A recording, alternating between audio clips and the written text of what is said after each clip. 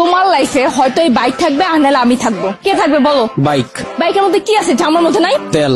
ফাইজলামি করবা না, আমি কিন্তু সিরিয়াস মুন না। তুমি আজকে ফাইনাল ডিসিশন নিবা, তোমার লাইফে এই বাইক থাকবে আর নাহলে আমি থাকবো। তুমি বলো কে থাকবে? বাইক।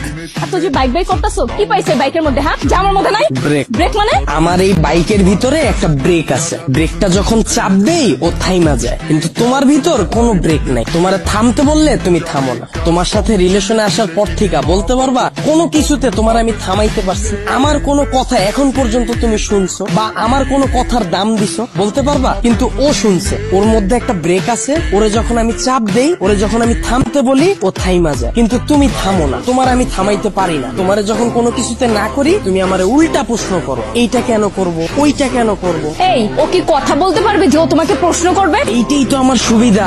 ওরে আমি যেমনে বলি, যেমনে চালাই, ও অমনি চলে। কিন্তু তোমার আমি যেমনে চালাইতে চাই তুমি অমনে চলো না। ওরে নিয়ে আমার কোনো প্যারা না। তার মানে আমি প্যারা? অবশ্যই প্যারা। তোমারে নিয়ে আমি প্রতি মুহূর্তে আতঙ্কে থাকি। কোন ছেলে তোমার মেসেঞ্জারে নক দিল, কোন ছেলে তোমারে আবার ডিস্টার্ব করলো, কোন ছেলে তোমার প্রোফাইল পিকচারে যে একটা লাভ রিয়াক্ট দিল।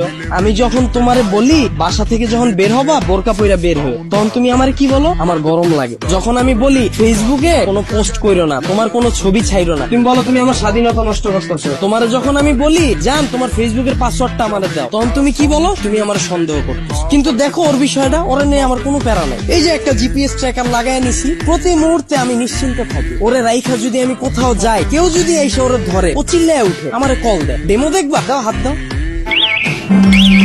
এই যে কল চলে আসছে। আবার তুমি দেখো যদি আমার কোনো ফ্রেন্ড বা আমার কোনো কাজিন আমার এই বাইকটা নিতে চায়, আমি নিশ্চিন্তে দিয়ে দিই। কারণ কি বলতো, আমার এই জিপিএস ট্র্যাকারের ভিতর লোকেশন সেট করা যায়, ও কতটুকু এরিয়ার মধ্যে থাকবে। আমার ফ্রেন্ড যখন এটা নিয়ে যায় আমি একেবারে নিশ্চিন্তে ঘুমাই, কারণ এরিয়ার বাইরে গেলে আমার বন্ধু যাবে কিন্তু ও যাবে না। ও কতটা লয়াল একটু চিন্তা করো। কিন্তু তোমার দিকটা একবার দেখো, আমি যদি তোমারে রাইখা বিদেশে যাই, সুরঙ্গ ছবির মতো আর ফান্নিশের মতো অবস্থা হইব আমার। দেশে এসে কি দেখুন জানো, আমার বন্ধু তোমার নিয়ে বাইকে গেছে। এখন তুমিই বল বাইক রাখলে ভালো হবে না গার্লফ্রেন্ড? এত যে বড় বড় কথা বলতাছো, আমাকে নিয়ে লাস্ট কবে বের হইছো মনে আছে তোমার? তোমারে নিয়ে বের হয়ে আমার কোনো লাভ আছে? তোমারে নিয়ে বের হইলে 8-10টা মেয়ে যদি তাকায় তাও মুখ ফিরিয়ে যায়।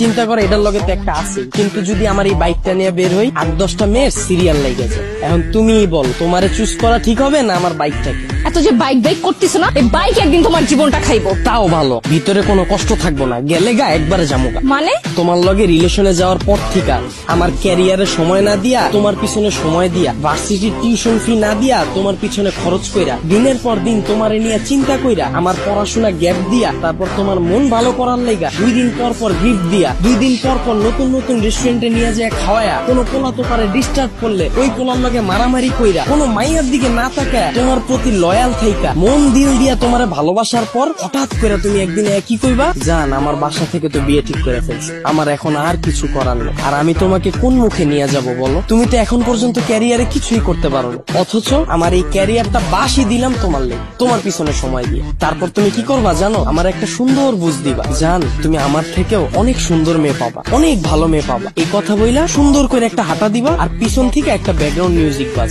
আর আমার অবস্থা কি হইব জানো? সারা জীবন এই ভালোবাসার কষ্ট নিয়া সালমান খানের মতো জীবন যাপন করো, আর ওদিকে তুমি বড়লোক জামাই নিয়া ফুটফুটে সুন্দর 2টা বাচ্চা নিয়া ওয়ার্ল্ড ট্যুর দিবা। এখন তুমি আমারে বলো বাইক ভালো না তুমি?